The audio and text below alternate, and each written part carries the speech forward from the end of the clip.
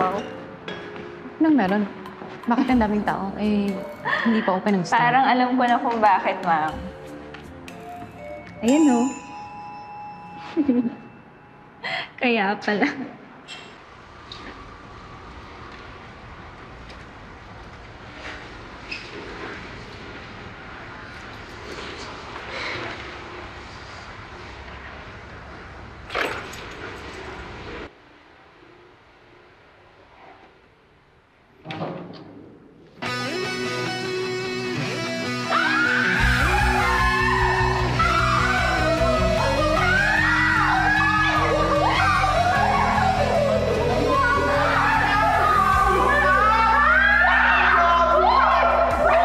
Malang ho kayo.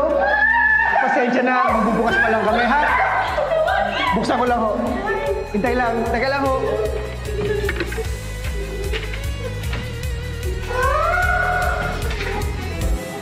Ma'am, sir, yung order niyo po. Salamat din ho. Thank you. Pogi mo talaga? Naku, gutom lang yan.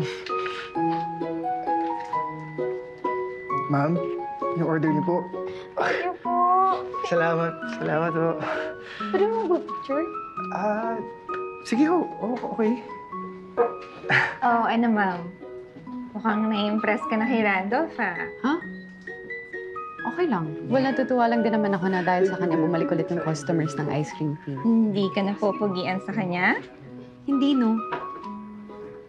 Sakto lang. Oh, shoot. Kahit konti? Bumalik ka na nga sa trabaho. Yes, ma'am. Sige ma'am. Salamat. Thank you po. Ma'am Queenie, ito yung bill ng table number 5. Okay, sige. Balik ka na sa trabaho mo.